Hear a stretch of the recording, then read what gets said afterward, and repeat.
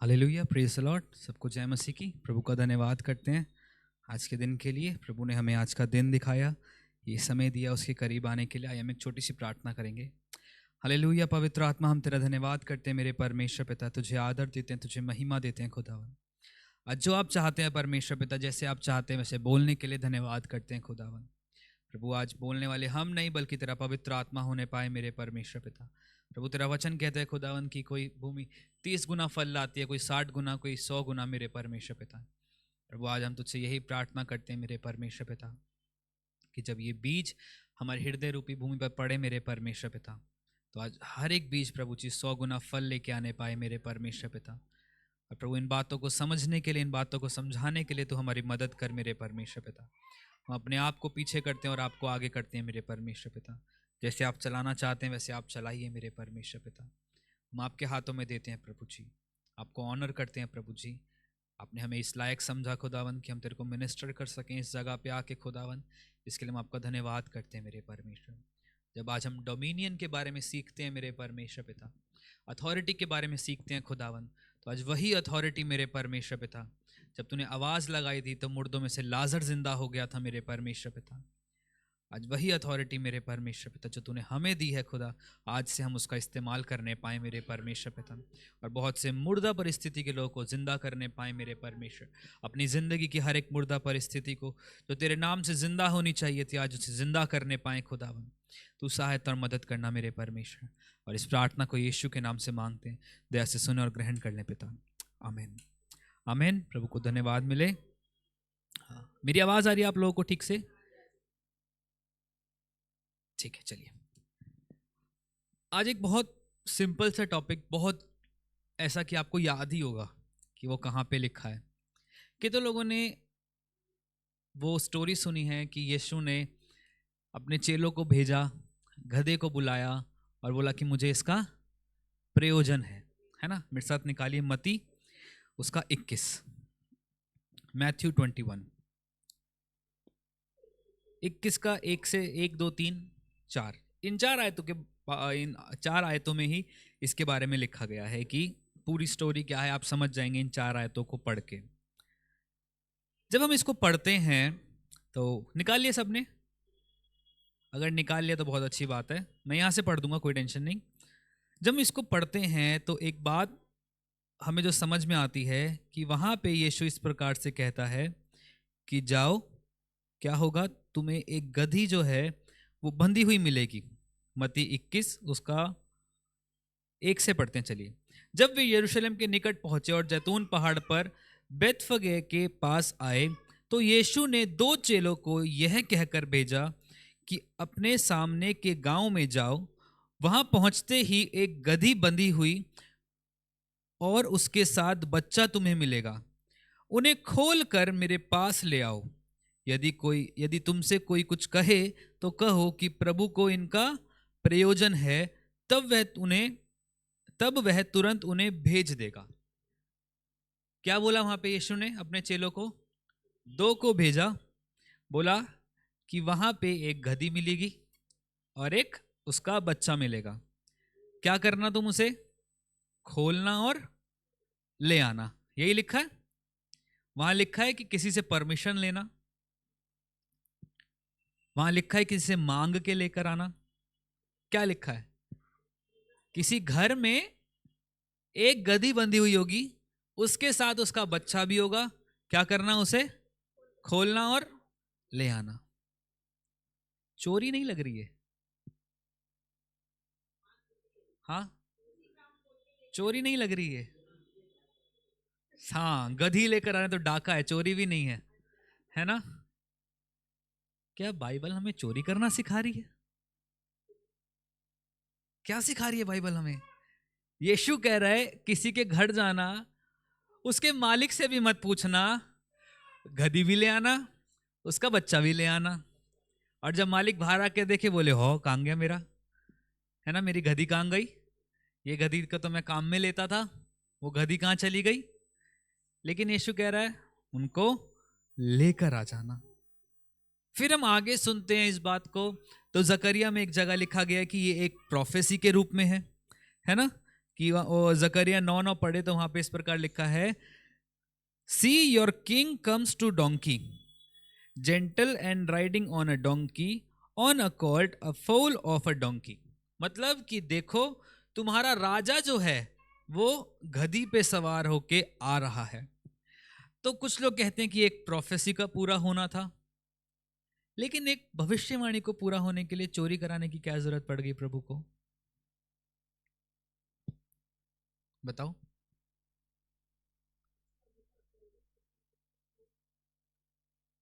हम इस कलीसिया के पास्टर हैं, हमारा आप सब पे अधिकार है। कल को जब मैं दही के शोले ने आपके घर पे आऊंगा, मैं कुछ भी उठा के ले जाऊंगा, अलाउ करोगे मुझे? क्यों अलाउ नहीं करोगे? तो तो हाँ,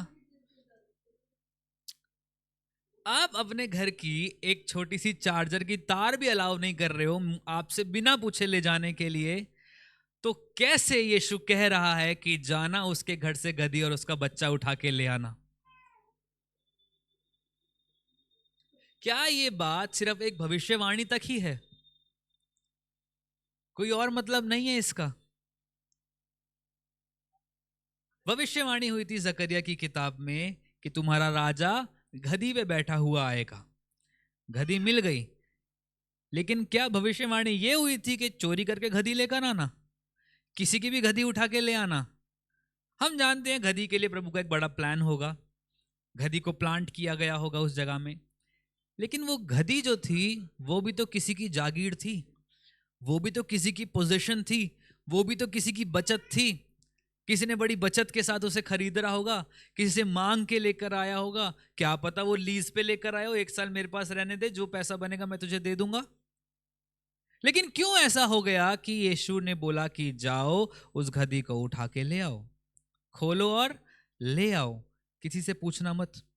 हाँ, अगर कोई पूछे तो ये कह देना कि मुझे इसका, कि यीशु ने उसे बुलाया है।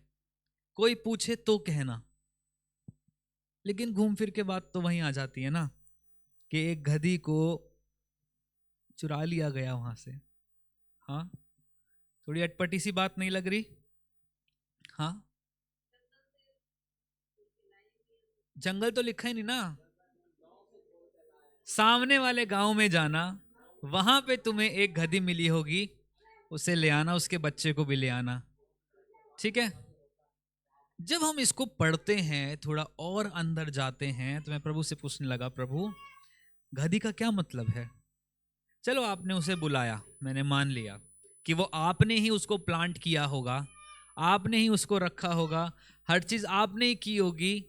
लेकिन जब आपने उससे बुलाया तो केवल आपने उसे बैठने के लिए तो नहीं बुलाया होगा कि मुझे गधी पे बैठना है। आप किसी और को बोलते तो वो आपके लिए हो सकता है घोड़ा गाड़ी ले आता, आप उसे बोलते तो हो सकता है बैलगाड़ी ले आता, अपने बैल दे देता, अपना घोड़ा दे देता, सब कुछ दे देता। लेकिन क्या बोला गया? गधी के ऊपर बैठना है मुझे, तुम्हें गधी को लेकर आना। जब मैं इसको पढ़ने लगा, मैंने पूछा, प्रभु क्यों, तुझे गधी का क्या काम पड़ गया ऐसा? है ना, गधी सामान उठाने में काम आती है, बिना कुछ बोले चलती रहती है, सब कुछ बोझ उठा उठा लेती है। लेकिन खुदा तू कोई बोझ थोड़ी ना था। क्या खुदा बोझ था? क्या यीशु बोझ था? वो तो अपने ऊपर बोझ उठाने आया था। लेकिन गधी ज्यादातर बोझ उठाने के काम आती है। तो यीशु, ना तो तू बोझ था, ना तो क्या कहते हैं, तू कुछ ऐसा था जिसको दुनिया पसंद ना करती हो। उस समय तो लोग तुझे बहुत पसंद करते थे। फिर भी अगर तू गधी को बुला रहा है एक ऐसी जगह से जिसको लोग नहीं जानते हैं, तो इसके पीछे का क्या मतलब है प्रभु? क्यों तूने गधी को अलाउ किया कि वो आए? क्यों तू अपने आप को उसके ऊपर बिठाना चाहा प्रभु? फिर आगे हम पढ़े तो वहां पे ऐसे हमने सीखा है कि गधी किसी काम की नहीं होती, लेकिन यीशु जब उसके ऊपर बैठ जाता है तो गधी की तब भी किसी काम की नहीं होती। लेकिन गधी को लगता है मैं बड़ी इंपॉर्टेंट हूं, क्योंकि मेरे आगे फूल बिछाए जा रहे हैं, मेरे आगे कपड़े डाले जा रहे हैं, मेरा बड़ा स्वागत किया जा रहा है, क्योंकि यीशु के बैठने से उसके ऊपर ये सब काम हुआ। लेकिन जब इसको पढ़ रहा था, क्या प्रभु ये यहीं तक सीमित है? यीशु गधी पे बैठा, गधी पे चला, गांव के अंदर गया, लोगों ने फूल बिछाए, लोगों ने अपने कपड़े डाल दिए, बस खत्म, इतना ही। हमने गधी से सीख लिया, हमें गधा बनना है, यीशु हमारे ऊपर सवार हो जाए। हम जब यीशु हमारे ऊपर सवार होगा, हमारे आगे फूल फेंके जाएंगे, हमारे आगे हमारा आदर मान होगा, हमारा कहीं से तिरस्कार नहीं होगा, हमारे आगे रॉयल कपड़े बिछाए जाएंगे, बस खत्म। उसके आगे क्या? गधी को बांध दिया, आगे जाके जब यीशु उतरा, गधी को बांध दिया, गधी को लगा अब तो कुछ नहीं हो रहा, क्योंकि उसको समझ आ गया था कि मेरे ऊपर जब तक यीशु सवार था तब तक मेरी वाहवाही हो रही है। यीशु उतर गया, उसके आगे क्या? उसके आगे तो स्टोरी पता ही नहीं हमें, हमने पढ़ी नहीं उसके आगे की स्टोरी, उसके आगे स्टोरी लिखी भी नहीं गई। गधी के उतरने के बाद क्या हुआ? गधी से उतर जाओ, गधी बंधी हुई है, पहले भी बंधी हुई थी, अब भी बंधी हुई है, आगे क्या? जब तक यीशु उसके ऊपर बैठा, यीशु पूरी जिंदगी उसके ऊपर नहीं बैठा, एक रोड तक की सीमा थी जहां तक यीशु उसके ऊपर बैठ के गया। हद मार के मान लें तो इतना कि यहां से हमारा घर या यहां से आपका घर, इतना तक होगा कि यीशु उस गधी के ऊपर बैठ के गया। आगे जाके फिर गधी को बांध दिया गया, फिर क्या? क्यों उसको छुड़ा के लाया? क्यों उसको इतना आदर मान दिलाया जब अंत में आके उसे बंधवाना ही था? तो यीशु तो अपने साथ भी उस गधी को नहीं लेके गया था, और लिखा भी नहीं कि उतरने के बाद यीशु ने उस गधी को किसी को सौंप दिया। यीशु गधी से उतर गया, स्टोरी खत्म। गधी का क्या होगा? गधी कहां गई? कहां गई गधी? दूध देने चली गई, काम पे चली गई, खाना बनाने चली गई, कहां गई गधी? कहां लिखा है? हाँ, कुछ नहीं लिखा वहां तो गधी के बारे में। प्रभु क्या है गधी? कौन है गधी? कहां से लाया तू गधी को? इस स्टोरी में गधी का आना क्यों जरूरी था प्रभु? किस लिए आना जरूरी था प्रभु? जब हम इस बात को पढ़ते हैं तो बाइबल में हर चीज एक सिंबल के रूप में दिखाई जाती है। अगर हम एलगरी में होके बाइबल को पढ़ें तो वहां पे हर चीज कुछ ना कुछ दर्शाती है, कुछ ना कुछ दिखाती है। जैसे अगर पहाड़ की बात कही गई है तो पहाड़ दिखाता है किसको? एक बड़े राज्य को, अगर एलगरी में पढ़ा जाए तो एक बड़े राज्य को। जैतून दिखाता है अनॉइंटिंग को, फायर दिखाती है परमेश्वर की प्रेजेंस को। तो वैसे ही गधी क्या दिखा रही है प्रभु? जब तूने लिखा है वहां पे कि गधी का प्रयोजन है, गधी के ऊपर मैं बैठूंगा, सब करूंगा, गधी को क्यों लाया गया प्रभु? गधी से तू क्या सिखाना चाहता है प्रभु? जब मैं इसको पढ़ रहा था, प्रभु ने एक बात को, एक दर्शन को दिया। गधी वो लोग हैं जिनको लग रहा है कि हम जिंदगी तो जी रहे हैं लेकिन बंधी हुई जिंदगी जी रहे हैं। जब गधी उस जगह पे बंधी हुई थी, उसका बच्चा उसके साथ में था। लिखा है कि गधी के साथ उसके बच्चे को भी लेकर आना, उसके आगे की जनरेशन को भी लेकर आना, खाली गधी तक सीमित मत रहना। गधी वो लोग हैं जो जी तो रहे हैं, उनको लग तो रहा है हम काम भी कर रहे हैं, हमें खाना पानी सब मिल रहा है, हमारा बच्चा भी हमारे साथ है, हमारी अगली जनरेशन भी हमारे साथ है, लेकिन कहीं ना कहीं उनके गले के अंदर एक फंदा डला हुआ है जिसने उन्हें बांध के रखा हुआ है। वो फंदा क्या है? उसे कहते हैं हम स्पिरिचुअल कैप्टिविटी, आत्मिक रूप से बंधे होना। आप आत्मिक रूप से कैसे बंधे हुए हो सकते हो? जब आप शैतान के चंगुल में होके, तभी आप आत्मिक रूप से बंधे हुए हो। लेकिन यीशु ने बोला तुम उसके पास जाना, गधी के पास, सबसे पहले क्या करना? उसे खोलना, फिर उसे लेकर आना, साथ में उसका एक बच्चा होगा उसे भी लेकर आना। ये वो अन्य जाति के लोग हैं जिनको यीशु बताना चाहता है, जिनको यीशु बचाना चाहता है, जो यीशु के पास आना तो चाहते हैं लेकिन खुद से कभी भी यीशु के पास नहीं आ सकते, क्योंकि वो आज भी बंधे हुए हैं। आज भी उनके गले को किसी ना किसी चीज से बांधा हुआ है, जिससे वो चाह के भी थोड़ा सा 2 कदम बढ़ाते, 3 कदम बढ़ाते हैं, लेकिन एक रस्सी है जिसने उन्हें बांध के रखा हुआ है, जो उनको आगे बढ़ने नहीं दे रही है। गधी का प्रयोजन है। क्यों गधी का प्रयोजन है? तेरे पास सब कुछ तो है यीशु, तू चल के भी तो जा सकता था प्रभु, लोग तेरे ऊपर भीड़ की भीड़ गिर रही है, फिर भी तुझे गधी चाहिए। क्यों? क्योंकि यीशु कह रहे हैं मुझे वो लोग भी चाहिए, मुझे वो अन्य जाति भी चाहिए जो अभी तक बंधुआई में हैं। वो मेरे पास आना चाह रहे हैं लेकिन आ नहीं पा रहे हैं। क्यों? क्योंकि वो आज भी बंधे हुए हैं। आज भी बहुत सारे लोग हैं जिनको आप सुसमाचार देते हो, आना चाहते हैं, जी मेरी मम्मी नहीं मानेगी, मेरे पापा ने मना कर दिया, मेरे भाई ने मना कर दिया, हमारे घर में उन्होंने मना कर दिया, पूरा परिवार आ रहा है, बोला बुआ नहीं आने दे रही है। क्यों नहीं आने दे रही है?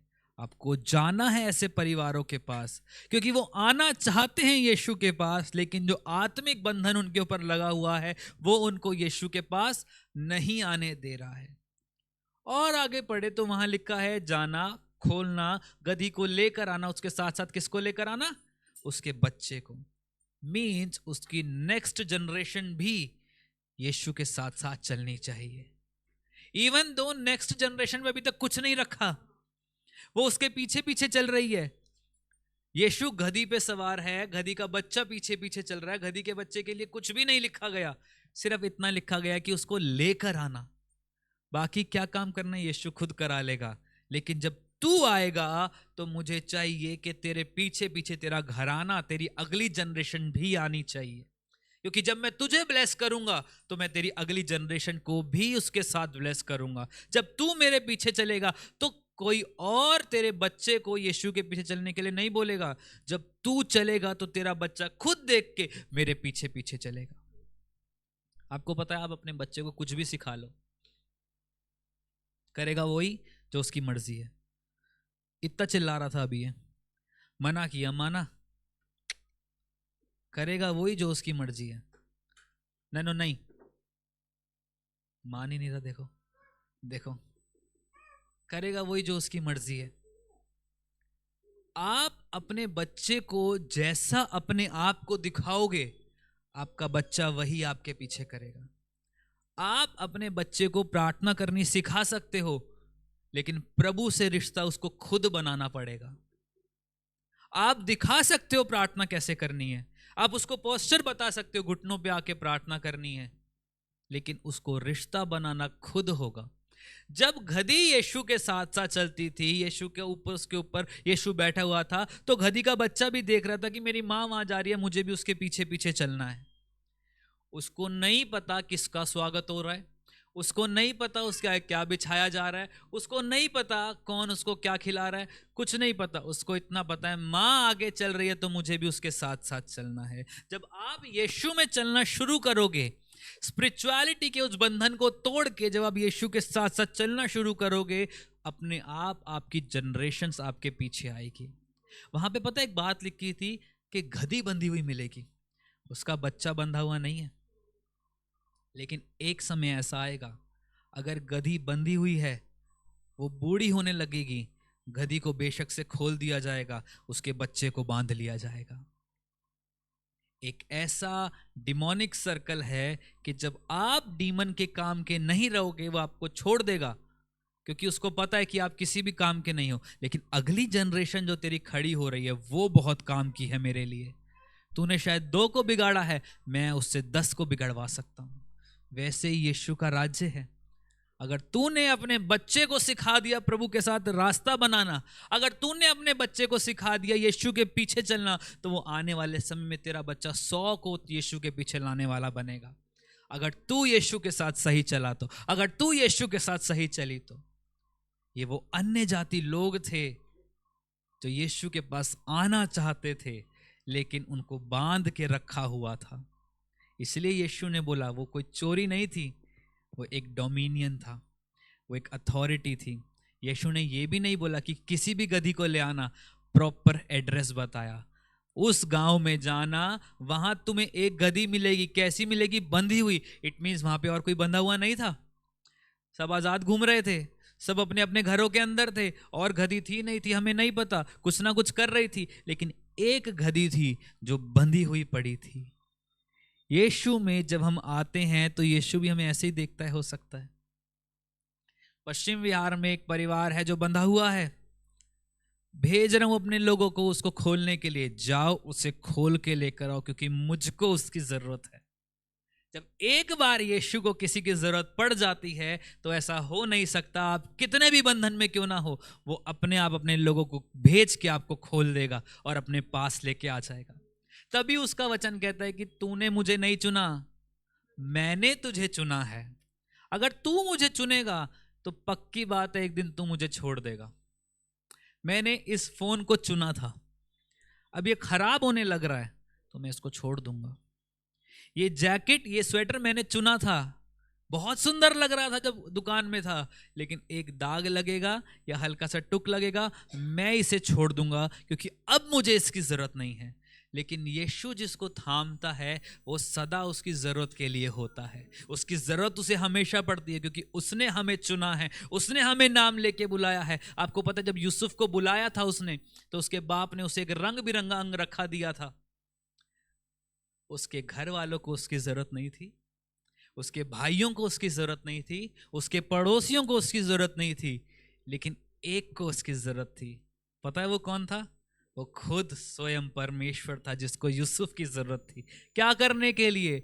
उसी के लोगों को बचाने के लिए जिसने उसे गड्ढे में गिराया है। आज हो सकता है हमारे परिवार में हमारे साथ ऐसे लोग हों जो कहते हो हमें तेरी जरूरत नहीं है। थैंक यू सो मच, होनी भी नहीं चाहिए, क्योंकि मुझे किसी ऐसे की जरूरत है जिसने मुझे दुनिया पे अथॉरिटी रखने के लिए चुना है। मुझे किसी ऐसे की जरूरत है जिसने मुझे इसलिए चुना है कि मैं इस दुनिया पे डोमिनियन रख सकूं, अधिकार रख सकूं, अथॉरिटी रख सकूं। यूसुफ को नहीं पता था कि मैं किस काम के लिए चुना गया हूं। यूसुफ को नहीं पता था मेरे ऊपर क्यों अंगरखा डाला गया है। उसको तो लग रहा था कि जब से अंगरखा मिला है ये तो मेरा मौत का कारण बन गया है। जब से ये कोट मुझे पहनाया गया है मेरे लोग मुझसे जलन रखने लग गए हैं, मेरे लोग मुझे मारने लग गए हैं, मेरे भाई मेरे पीछे पड़ गए हैं। जब से वो अंगरखा उसे दिया गया था। जब आपकी कॉलिंग आपके ऊपर आती है आप दुनिया से अलग लगने लग जाते हो। जब उस गधी को बुलाया गया, उस गधी की कॉलिंग उसके ऊपर आई, सारी गधियों ने बोला होगा अब तो तू गई बेटा, हो गया तेरा काम, लेके जा रहे हैं तुझे, अब तू हमारे बीच की नहीं रही, गई अब तू। वो गधी कह रही होगी कहाँ जा रही हूं मुझे भी नहीं पता, लेकिन जिसने मुझे बुलाया है मैं इस बात का विश्वास करती हूँ कि वो मुझे यूं ही नहीं छोड़ने वाला। क्योंकि जब यीशु उस गधी के ऊपर बैठा उसका आदर मान बढ़ गया। जब वो उस गधी के ऊपर बैठा उसकी जिंदगी बदल गई। मरने तक उसको यही याद रखा जा रहा होगा ये वो गधी है जिसके ऊपर यीशु बैठा था। आज हम भी वही गधा हो सकते हैं, वही गधी हो सकते हैं जिसके ऊपर हम कह सकते हैं कि हम वो गधे हैं जिसके ऊपर यीशु मसीह बैठा है। उसके ऊपर तो बैठा था, हम तो कहते हैं हमारे ऊपर बैठा है। अगर वहां पे हम देखें, दो लोगों को भेजा गया, वहां पे दो चेलों को भेजा गया, बोला जाओ क्या करो, उसको बांध के लेकर आओ। प्रभु वो दो लोग कौन थे? हमें पता है तेरे चेले ही थे, हमें पता है तेरे चेले थे, तो किसी और को भी तो भेज सकता था, उनको क्यों भेजा तूने? क्यों भेजा प्रभु तूने उनको? क्योंकि जब आप किसी को छुड़ाने के काम के लिए जाओगे आप ऐसे लोगों को भेजोगे जो ट्रेंड हो, ऐसे किसी को नहीं भेज सकते। अन्य जाति में जब जाना है बंधुआई से निकालने के लिए तो जो जा रहा है उसको ट्रेंड होना चाहिए, उसको वेल इक्विप्ड होना चाहिए, उसको आना चाहिए कि कैसे दुष्ट के चंगुल से लोगों को निकाला जाता है, कैसे बंधनों को तोड़ा जाता है, कैसे दुष्ट आत्माओं से लोगों को आजाद किया जाता है, उसे पता होना चाहिए। इसलिए वहां जाते उसने खोला उसे और लेकर आ गया। वहां जाके वो हालेलुया हालेलुया नहीं कर रहा है, नहीं कर रहा है ये सब, उसके प्रार्थना नहीं कर रहा यीशु के नाम से, यीशु ने तुझे बुलाया आजा मेरे पीछे, नहीं बोल रहा। वो जाते ही क्या कर रहा है? मेरे प्रभु का तेरा प्रयोजन है, मैं तुझे खोलूंगा और अपने साथ ले जाऊंगा, मुझे किसी की जरूरत नहीं है क्योंकि स्वर्ग से मुझे अथॉरिटी मिल चुकी है कि मैं इसको लेकर आऊं। जब स्वर्ग से आपके ऊपर कोई अथॉरिटी होगी तो कोई आपको रोकने वाला नहीं होगा। जब स्वर्ग से आपके ऊपर कुछ आएगा तो कोई होगा नहीं ऐसा जो आपको रोक सके। जब स्वर्ग से एक डोमिनियन आपके ऊपर आएगा तो शैतान की ताकतों को भी आपके ऊपर सुनना पड़ेगा कि ये क्या बोल रहा है। कितनी अनोखी बात है ना,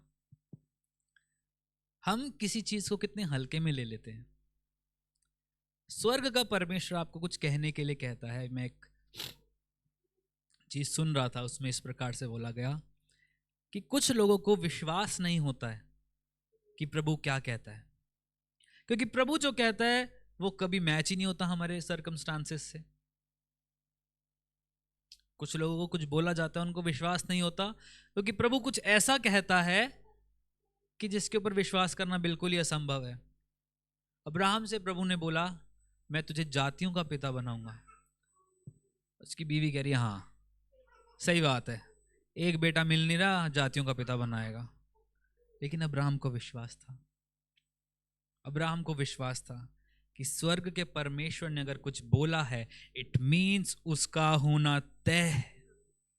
आज अगर स्वर्ग से आपके लिए बोला गया है कि तू आशीषित है, तो आशीषों को आपके पीछे खुद चल के आना पड़ेगा, आपको आशीषों के पीछे चल के जाना नहीं पड़ेगा। जब हम इस बात को यहां पे पढ़ रहे थे तो मेरा जो ध्यान है वहां पे थोड़ा सा चेंज हुआ, थोड़ा सा चेंज हुआ। वहां पे लिखा है कि कोई भी तुम्हें मिले और पूछे कहां लेके जा रहे हो तो कहना खुदा को इसकी जरूरत है, यीशु के उसकी जरूरत है। वो एनीवन कौन है? यदि कोई तुम्हें मिले, वो कोई कौन है? कौन है वो बंदे? अगर वहां पे उसका कोई मालिक होता तो यीशु कहता कि मालिक मिले तो उसे कहना, क्या कहना? यीशु को प्रयोजन है। वहां लिखा है कोई भी उसे मिले, इट मीन्स कि जब आप शैतान के बंधन के अंदर होते हो तो अलग अलग दुष्ट आत्माएं आपको अपना समझती हैं। समझ पा रहे हो आप मेरी बात को? जब आप शैतान के बंधन के अंदर होते हो अलग अलग दुष्ट आत्माएं आपको अपना समझ लेती हैं। व्यभिचार की दुष्ट आत्मा आपको अपना समझ लेती है, गंदे काम करने की दुष्ट आत्मा आपको अपना समझ लेती है, लालच की दुष्ट आत्मा आपको अपना समझ लेती है, गिराने वाली दुष्ट आत्मा आपको अपना समझ लेती है, वो दुष्ट आत्मा जो घर खराब करने के लिए आती हैं वो आपको अपना समझ लेती हैं। हर कोई आपको अपना समझ लेता है। आप क्या किसी के बाप का माल हो क्या? कौन हो आप? जब आप अपने डोमिनियन को नहीं जानोगे, जब आप अपनी अथॉरिटी को नहीं जानोगे, तो कोई और आपको अपनी अथॉरिटी में चलाने के लिए तैयार है। एक छोटा सा एग्जाम्पल दूं, बुरा तो नहीं मानोगे? हम मधु आंटी की बात कर सकता हूं। एक एग्जाम्पल लेते हैं। उनको पता है हम इस चर्च में आते हैं, उनको पता है हमारा अधिकार इनके ऊपर है। हम इनको बोलेंगे सिस्टर जी 2 घंटा आपको प्रार्थना करनी है, तो उनको करनी पड़ेगी। करोगे? लेकिन कोई और सामने से आके बोले छोड़ो ना, छोड़ो, क्या करोगे 2 घंटा प्रार्थना करके? आओ हम शॉपिंग करने चलते हैं, आओ हम किसी और काम को करने चलते हैं, आओ हम खाना बनाने चल लेते हैं। अब 2 अथॉरिटीज हैं, एक कह रही है प्रार्थना करने के लिए, दूसरी कह रही है प्रार्थना ना करने के लिए। ठीक है? अब ये जिसकी अथॉरिटी में होंगी ये उसकी बात मानेंगी। अगर ये इस कलीसिया की अथॉरिटी के अंदर हैं तो इनको प्रार्थना करने बैठना पड़ेगा। लेकिन अगर ये उस व्यक्ति की अथॉरिटी में है, हालांकि वो इसके ऊपर अथॉरिटी तभी रख सकता है जब ये हमारी अथॉरिटी से हटेंगी। समझ पा रहे हो? जब आप खुदा की अथॉरिटी से हटने लगते हो, दूसरी अथॉरिटीज अपने आप आपको अपना बनाने लग जाती हैं, दूसरी अथॉरिटी अपने आप आपके ऊपर कब्जा करने लग जाती हैं, और आप धीरे धीरे करके आत्मिक रूप में गिरने लग जाते हो। फिर आप बोलते हो हम तो प्रार्थना भी करना चाह रहे हैं, हो नहीं पा रही, वचन भी पढ़ना चाह रहे हैं, हो नहीं पा रही। क्यों? क्योंकि आपने अपनी अथॉरिटी किसी और को दे दी है। वो जो गधी बंधी हुई थी उसके ऊपर किसकी अथॉरिटी थी किसी को भी नहीं पता, लेकिन मैं समझता हूं कि स्वर्ग से एक अथॉरिटी थी जिसने उसको होल्ड करके रखा हुआ था यीशु के लिए। और बीच में जब उसको लेके जा रहे थे तो कोई ना कोई तो जरूर आता। इसलिए यीशु ने बोला कोई भी अगर तुमसे पूछे कहां लेके जा रहे हो, बोलना यीशु ने बुलाया है। जब आप बहुत से लोगों को यीशु के पास लेकर आओगे तो बहुत सी दुष्ट आत्माएं उठेंगी, बोलेंगी कहां जा रही हो, कहां लेके जा रहे हो। कभी कभी चर्च में होता है ना, किसी के ऊपर दुष्ट आत्मा आ जाती है, मैं छोड़ूंगी नहीं इसको। कैसे नहीं छोड़ेगी? तेरे बाप का माल है ये यीशु की जागीर है, ये यीशु की बनाई हुई है, ये यीशु की उपासना करती है, यीशु का अधिकार है इसके ऊपर, तेरा कोई अधिकार नहीं। और दुष्ट आत्मा गायब। आपने क्या किया उसके लिए? सिर्फ बोला ही तो है यीशु के नाम से निकल जाओ, और वो निकल जाती है। जब आप यीशु के डोमिनियन में चलोगे, जब आप उसकी अथॉरिटी में होके चलोगे, आप जान जाओगे कि हमारा काम क्या है। हम यीशु के लिए बुलाए गए हैं ताकि हम बहुतों को बहुत शैतान की उससे गुलामी से निकाल के लेके आ सके। वो गए, बोला यीशु को तेरा प्रयोजन है। यीशु नाम एक अथॉरिटी को रखता है, परमेश्वर एक अथॉरिटी को रखता है। जब उसने किसी अथॉरिटी को रख लिया तो ऐसा हो नहीं सकता है कि जब यीशु बुला रहा है तो कोई मना करे। नरेंद्र मोदी जी अगर आपको आज बुलाएं तो आप बोलोगे 3 से 5 की मीटिंग छोड़ती हूँ, पहले अपनी साड़ी तैयार करती हूँ, क्योंकि नरेंद्र मोदी जी ने हमें बुलाया है। आप सोचिए, स्वर्ग का परमेश्वर आपको बुला रहा है, आपसे यहां तो आया नहीं जा रहा है, और आप बात करते हो स्वर्ग जाने की।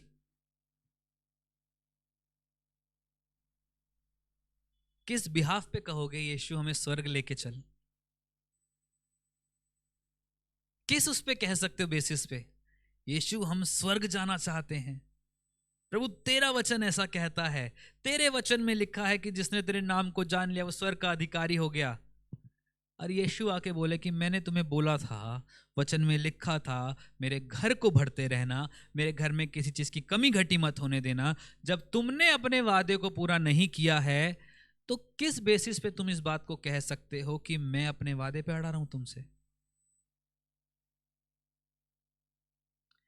यीशु ने इजराइलियों को बोला था दूसरे देवताओं की उपासना मत करना, लेकिन जैसे ही मूसा पहाड़ पे चढ़ा सिय्योन पे, नीचे क्या देख रहा है? बछड़ा बना लिया, अशेरा की मूर्ति बना ली। किसके उसने वो किया और बना ली? किसने उसको देखा और बना ली? कैसे बना ली उसने? कैसे बना ली उसने मूर्ति? क्योंकि जब जिसकी अथॉरिटी में चलना उनको पता था, जब वो उसकी अथॉरिटी में नहीं चले तो किसी और अथॉरिटी ने उनके ऊपर टेक ओवर कर लिया। यहां ध्यान दीजिए, यहां ध्यान दीजिए। तो किसी और अथॉरिटी ने उनके ऊपर टेक ओवर कर लिया। कैसे टेक ओवर कर सकता है कोई? जब आप अपनी अथॉरिटी में से निकल के जाओगे तभी वो मोमेंट होगा कि कोई और आपके ऊपर टेक ओवर कर सकता है। घर पे माँ बाप नहीं है, अच्छी शिक्षा नहीं मिली, तो बाहर का इन्फ्लुएंस आपके ऊपर आएगा। लेकिन अगर एक स्ट्रिक्ट माँ बाप हैं तो मजाल नहीं कि बच्चे कहीं बाहर जा सकें, मजाल नहीं कि कोई किसी को कुछ कह सके। क्यों? क्योंकि उनको पता है हमें, हमारे ऊपर एक अथॉरिटी है और हमें उसके डोमिनियन में चलना है। आपको मेरी बात समझ में आ रही है? सर के ऊपर से तो नहीं जा रही है? हाँ, एक डोमिनियन में हमें चलना है, एक अथॉरिटी के अंदर रहते हुए हमें चलना है। जब यीशु ने उसको बुलाया तो क्या हुआ वहां पे?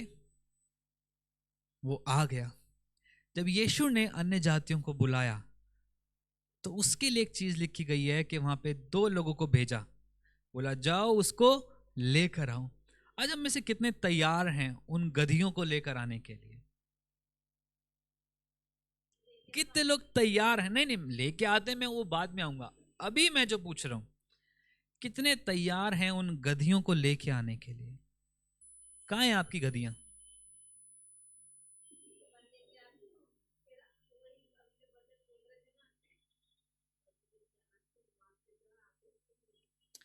लेके आती तो हूं, वो एक बार आते हैं, उनका स्वागत होता है, फिर वो चले जाते हैं, क्योंकि बाहर दूसरी गधियां उनको मिल जाती हैं, बोलती हैं क्या करेगी यीशु के पीछे जाके। हाँ, अभी वही बात कर रहे थे ना, ये नहीं आने दे रहा, वो नहीं आने दे रहा, क्यों? कब तक हम उन गधियों को, मतलब मैं किसी लोगों को गधियां नहीं बोल रहा हूं, एक मेटाफर ले रहा हूं, कि कब तक हम उन गधियों को जिनका प्रयोजन आज भी यीशु को है बंधा हुआ देखते रहेंगे? कब तक देखते रहेंगे? हम बोलते हैं कलीसिया की बढ़ोतरी हो, कलीसिया की बढ़ोतरी हो। कलीसिया की बढ़ोतरी खाली प्रार्थना करने से नहीं होगी, सच्ची बोल रहा हूं। बाहर 10 लोग निकल रहे हैं, आप उनके लिए प्रार्थना करते रहो, यीशु मसीह ये भी आना चाहिए, वो भी आना चाहिए, वो भी आना चाहिए। मैं गारंटी से लिख के देता हूं वो कभी भी नहीं आएंगे, कभी भी नहीं आएंगे, क्योंकि आप एक काम कर रहे हो, सिर्फ प्रार्थना कर रहे हो, प्रार्थना कर रहे हो, प्रार्थना कर रहे हो, प्रार्थना कर रहे हो। प्रभु का वचन कहते हैं जाओ, जाओ।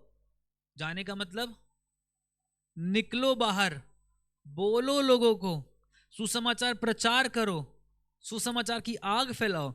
10 लोग वहां से जा रहे हैं, आप उनके लिए प्रार्थना कर रहे हो, यीशु लेकर आ लेकर आ लेकर आ। उनको एड्रेस ही नहीं पता है यहाँ का। अभी एक CRL वाला आया था यहाँ पे, है ना, एड्रेस नहीं पता था उसको, गलत एड्रेस पे घुस गया था। जब लोगों को एड्रेस नहीं पता होगा कि यीशु कहाँ मिलता है, तो वो दूसरी जगह ही भटकते रहेंगे, वो दूसरी जगह ही जाते रहेंगे। बहुत सी गधियां हैं, बहुत से गधी चीजें हैं यहाँ पे जो बंधी पड़ी हैं आज भी एक स्पिरिचुअली, उनको बांध के रखा हुआ है। वो आना चाह रही हैं लेकिन आ नहीं पा रही हैं। क्यों? क्योंकि वो जो फंदा है आत्मिकता का, वो आज भी उनके ऊपर लगा हुआ है। वो 2 कदम बढ़ाती हैं, 3 कदम बढ़ाती हैं, मेरा बेटा मुझे नहीं आने देगा, फिर पीछे हो गई। फिर निकलती हैं, मेरा भाई नहीं आने देगा, फिर पीछे हो गई। फिर निकलती है, मेरी बीवी गुस्सा कर रही है, मैं कैसे आऊं, फिर पीछे हो जाती है। कब तक आप लोगों को यही लगता रहेगा कि खाली प्रार्थना से काम होगा? प्रार्थना एक डिफेंस है, डिफेंस है। कोई चीज आपके ऊपर आ रही है, आपकी प्रार्थना उन्हें रोक के रखेगी, लेकिन अटैक आपको वचन से करना पड़ेगा। प्रभु का वचन कहता है कि उसका वचन क्या है? लिखा प्रार्थना 2 धारी तलवार है। लिखा क्या लिखा है? 2 धारी तलवार किसके लिए लिखा गया है? वचन के लिए। वचन जब तक नहीं होगा जिंदगी में, खाली प्रार्थना रंग लेके नहीं आने वाली है। आप 4 घंटे प्रार्थना करो, 5 घंटे प्रार्थना करो, लेकिन अगर आप आधा घंटा भी वचन नहीं पढ़ रहे हो, कोई फायदा नहीं है उस प्रार्थना का। उसको हम कहते हैं खोखली प्रार्थना, शब्द हैं सिर्फ वो आप कितना ही प्रार्थना कर लो, आप खुद महसूस करोगे कि कुछ तो मिसिंग है अंदर, कुछ तो मिसिंग है। जब उसको बुलाया गया, जब दूसरी जगह पे गए, तो क्या हुआ? उन्होंने चिल्लाया नहीं, उन्होंने शाउट नहीं किया, उन्होंने इमोशंस नहीं दिखाए, रो रो के गधी के सामने नहीं बोला अरे बहन उतर के आ जा, अरे अपने बंधन तोड़ दे। उसने क्या यूज किया? अथॉरिटी को। वो अथॉरिटी क्या थी? यीशु स्वयं की। यीशु ने तुझे बुलाया, निकल के आ। जब आप किसी के घर जाते हैं, आप अपने आप को तो लहू से कवर कर लेते हैं, यीशु के लहू से अपने आप को कवर करके जाती हूँ, कोई दुष्ट की शक्ति शैतान की ताकत अटैक ना करे, प्रभु मुझे प्रोटेक्ट करके रखना। लेकिन क्या उस घर के लिए आप ये प्रार्थना करते हो, प्रभु उस घर के बंधन को तोड़, कि वहां पे जितने शैतानी बंधन है वो टूटे और वो घर तेरे भवन में पाया जाए? एक बार करोगे, 2 बार करोगे, मैं गारंटी देता हूं तीसरी बार नहीं करोगे, क्योंकि 2 बार में आपका हौसला इतना टूट जाएगा कि वहां भी गई थी, वहां भी गई थी, वहां से तो कोई आया नहीं, अब क्या फायदा करने का। ये एक आत्मिक वॉर है। जब आप लड़ते हो ना, बहुत कम होता है कि आप एक ही घूसे में किसी को ढेर कर दो। आप एक मारोगे वो फिर उठ के आएगा, और एक बार लगने के बाद वो आपके ऊपर अटैक करेगा। 2 मारोगे और ज्यादा अटैक करेगा, लेकिन जब 4-5 पड़ जाएंगे ना, तो फिर पीछे हो जाएगा कि भाई हाथ भारी है, लग रही है अब मुझे। ये है एक वॉर की स्ट्रैटेजी, एक लड़ाई की स्ट्रैटेजी। हम बोलते हैं हम एक आत्मिक युद्ध में है, आत्मिक युद्ध में है, एक थप्पड़ खा के पीछे आ जाते हो, बोलते हो नहीं करना, वो नहीं करना। कैसे बोल सकते हो आप एक वॉर में हो? फिर तो आप हारा हुआ जीवन जी रहे हो। अगर आप यहां पे किसी को नहीं लेकर आ रहे हो, एक हारा हुआ जीवन जी रहे हो। अथॉरिटी की, आपको पता है आपके पास क्या अथॉरिटी है? मैं ज्यादा समय ना लेते हुए एक गवाही दूंगा आपको और उसको खत्म करूंगा। मनीला में 1850s के टाइम में एक पास्टर रहता था, उसका नाम था लेस्टर सुमराल। चाहो तो गूगल कर सकते हो उसकी स्टोरी। लेस्टर सुमराल नाम का एक पास्टर था, बहुत अच्छी सेवा करता था, प्रभु की आत्मा से भरा हुआ, जो बोलता वैसा हो जाता। लेकिन प्रभु ने उसे बोला कि तुझे यहां सेवकाई नहीं करनी है।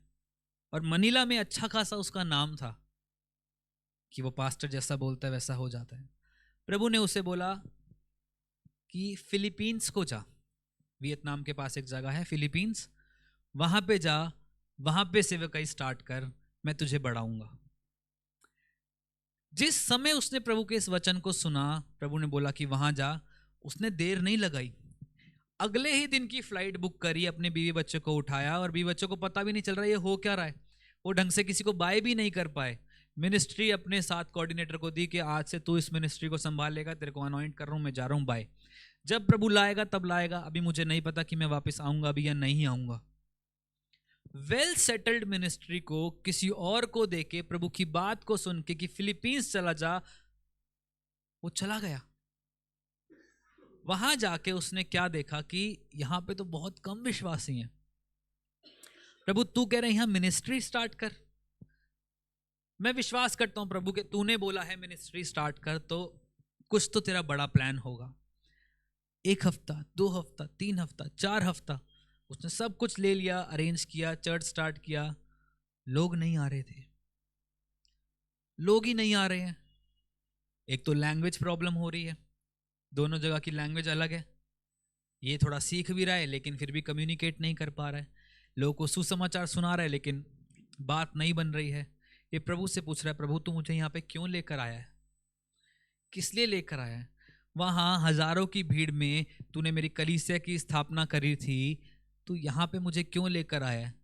मैं हजारों की भीड़ में प्रचार कर रहा था, लोग सुन रहे थे, यहाँ तो प्रभु 1000 छोड़ो 10 भी लाना मुश्किल हो रहा है। मैं, मेरी बीवी, मेरे बच्चे और कोई भी नहीं है चर्च में प्रभु, क्योंकि किसी को समझ ही नहीं आ रही मैं क्या बोल रहा हूँ। ऐसे तो नहीं काम चलने वाला प्रभु। लेकिन प्रभु शांत रहा, प्रभु ने कुछ नहीं बोला। वो अपना रेडियो चला के बैठा एक दिन, तो रेडियो पे एक खबर आई कि वहाँ फिलीपींस की एक पागल खाने में एक लेडी है, एक लड़की है जिसके ऊपर बहुत दुष्ट आत्माएं हैं। जो बंदा इसको निकाल सकता है वो हमसे कांटेक्ट करे। उसने वो सुना और अनसुना कर दिया, क्योंकि वो अपनी चर्च की टेंशन में था कि यहाँ पे मिनिस्ट्री बढ़ानी है, कैसे बढ़ाऊं प्रभु। अगले दिन फिर से उसने यही प्रार्थना करी, रेडियो पे फिर यही खबर चली कि यहाँ की जेल में एक लड़की है जो बहुत भयानक रीति से उसको दुष्ट आत्मा ने पकड़ा है, अगर कोई इसको निकाल सकता है तो हमसे संपर्क करे। इसने पूछा प्रभु ये क्या है? प्रभु ने बोला मैं इसके लिए तुझे यहाँ पे लेकर आया हूँ। वो कह रहा प्रभु तू इसके लिए मुझे यहाँ पे लेकर आया है तो इतनी बड़ी कलीसिया वहाँ पे क्यों स्थापित कराई थी तूने, जब यहाँ पे एक ही बंदे के लिए लेकर आया मुझे। जो भी हुआ बात थी प्रभु से उसकी, प्रभु ने उसको बोला कि इस दिन पे तुझे उसके पास जाना है, ऐसे ऐसे करके तुझे कांटेक्ट करना है। वो गया, उसने कांटेक्ट किया, और जब वो उस पुलिस स्टेशन के सॉरी उस पागल खाने के लिए कांटेक्ट कर रहा था उस लड़की के लिए, तो वहाँ के लोगों ने बताया कि इसमें ऐसी दुष्ट आत्मा है कि अगर ये दुष्ट आत्मा किसी को बोल देना कि तू मर जाएगा, वो मर जाती है, वो व्यक्ति मर जाता है। क्योंकि अभी 4 दिन पहले यही हुआ है, उस दुष्ट आत्मा ने साथ खड़े बॉडीगार्ड था उसको बोला कि अभी तू मर जाएगा, और 2 घंटे बाद वो मर गया है। यहाँ बहुत सारे पास्टर्स आए हैं जिन्होंने ये सब करने की कोशिश करी है, सब मर गए, एक भी जिंदा नहीं बचा।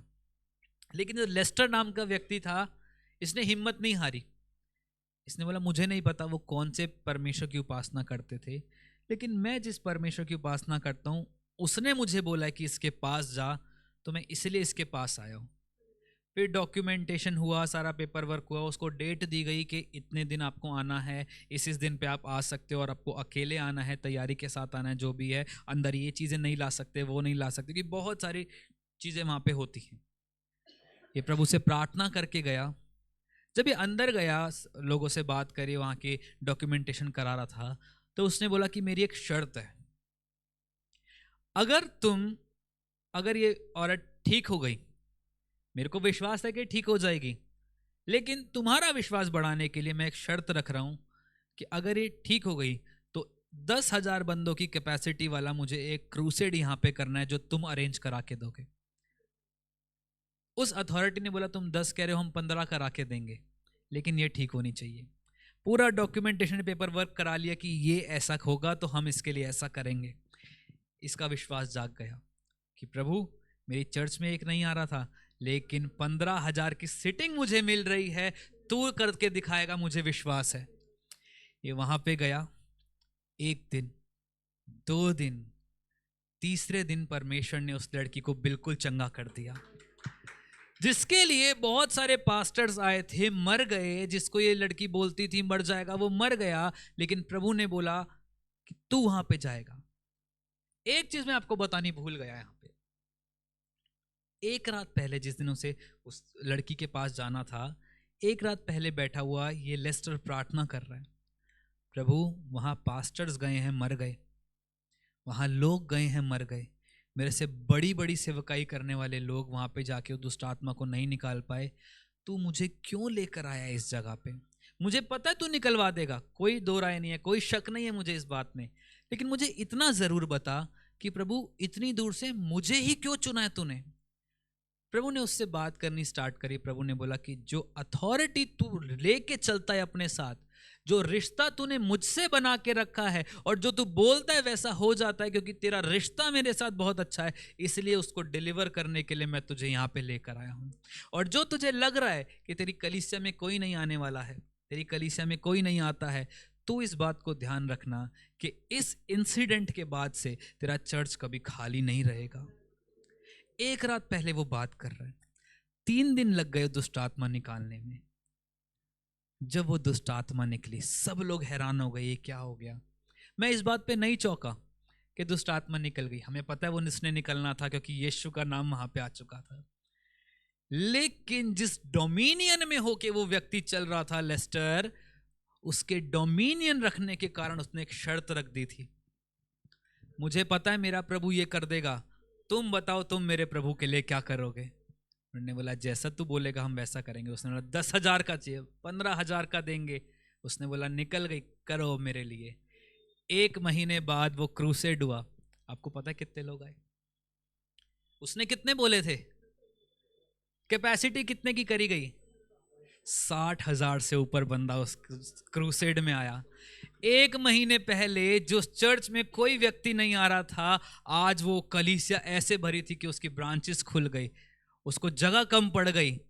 उसने बोला ये कैसे हो गया? ये कैसे हो गया प्रभु? ये कैसे हो गया? जो लोग उसके क्रूसेड में आए थे, जिन लोगों ने देखा था उस दुष्ट आत्माओं को निकलते हुए, उन्होंने बोला ये कैसा व्यक्ति है कि दुष्ट आत्माएं भी इसकी बात मानती हैं। अगर दुष्ट आत्माएं इसकी बात मान रही हैं, तो हम अगर इसकी बात मानने लग जाएंगे तो हमारी तो जिंदगी बदल जाएगी। लैंग्वेज नहीं आती थी, समझ कुछ नहीं आ रहा था, लेकिन एक बात लोगों ने विटनेस कर ली थी कि दुष्ट आत्माएं अगर इसका मान रही हैं, हमें भी मानना पड़ेगा, क्योंकि हम दुष्ट आत्माएं नहीं है भाई, हम दुष्ट आत्माएं नहीं हैं। वैसे ही मैं आप लोगों के लिए एक बात बोलना चाहता हूं कि जब आप बोलते हैं दुष्ट आत्माओं को निकलने के लिए, उनको निकलना पड़ेगा, क्योंकि आपके अंदर जो काम करता है वो दुष्ट आत्माओं से बहुत बड़ा है। वो हर एक चीज के ऊपर डोमिनियन रखने वाला परमेश्वर है, वो हर एक व्यक्ति के ऊपर अधिकार रखने वाला परमेश्वर है, वो हर एक व्यक्ति पे अथॉरिटी रखने वाला परमेश्वर है। वो कौन सा परमेश्वर है? वो वही परमेश्वर जिसने गधी को बुलाया था कि मुझे उसका प्रयोजन है। आज वही परमेश्वर है जो कह रहा है कि मुझे तेरी ज़रूरत है। उसको एक लेस्टर की ज़रूरत नहीं है, उसको बहुत सारे लेस्टर्स की ज़रूरत है। उस एक लेस्टर को प्रभु ने इस्तेमाल किया ऐसी जगह पे जहाँ पे लैंग्वेज भी नहीं आती थी, वहाँ पर उसको खड़ा किया। और आज जाके देखोगे उसकी चर्च में, तो फिलीपींस की बहुत बड़ी चर्च है उसकी।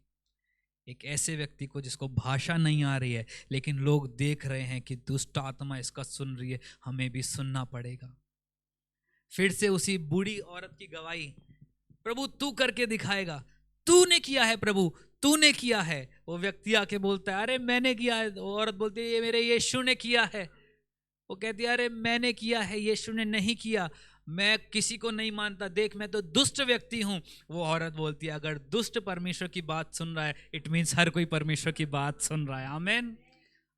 आप अगर प्रभु से प्रार्थना करेंगे, आपको लग रहा हो आप दुष्ट हो, मैं आपको बताना चाहता हूं दुष्ट भी उसकी सुनते हैं जब वो बोलता है। तो जब वो बोलेगा तो लाल समंदर को 2 भाग होना पड़ेगा।